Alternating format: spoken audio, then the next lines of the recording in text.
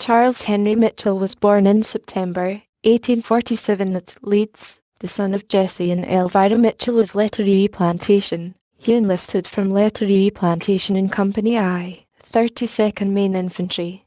The 32nd Maine was organised at Augusta in the spring of 1864, and was engaged in battles at the Wilderness, Spotsylvania and the Siege of Petersburg, before it was consolidated with the 31st Maine in December 1864. The 32nd lost 85 men in battle and 117 to disease.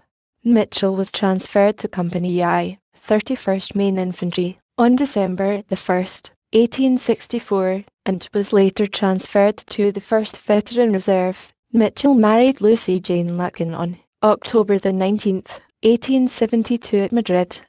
She was sister to attorney Hiram Lacken Esquire of Medical Lake, Washington, and also a sister to Judge George Lacken of Phillips, Maine, and in 1872 they lived with his parents in Letterie Plantation. In 1880 he had a farm in Letterie Plantation. In 1900 he lived in East Livermore, where he was a yard foreman at a paper mill.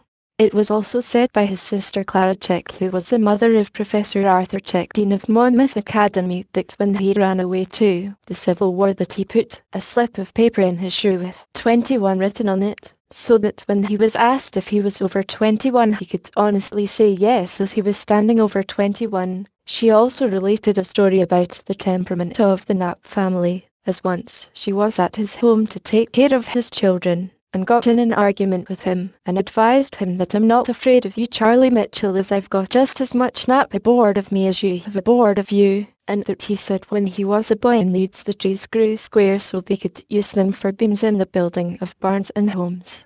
He was in Civil War wounded at the Battle of Petersburg, and also wounded on march to James River. He was a member of Kimball Post #88 Grand Army of the Republic at Livermore Falls, Maine. He was sheriff, tax collector, school agent, and general factotum of Madrid, Maine.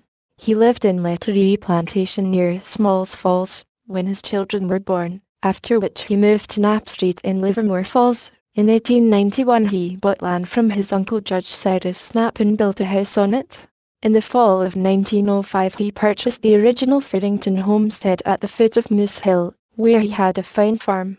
He had been employed as pulp maker and later yard foreman at the International Paper Company's Otis Mill in Chisholm, Maine, where he was killed by a freight car on Feb 2, 1909.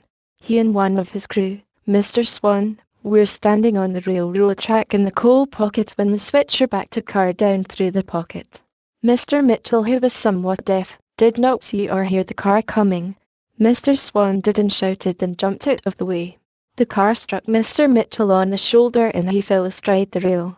He received a terrible gash extending from his left knee up through the groin, and his back was broken, presumably by his fall into the coal pocket below. He was buried at Moose Hill.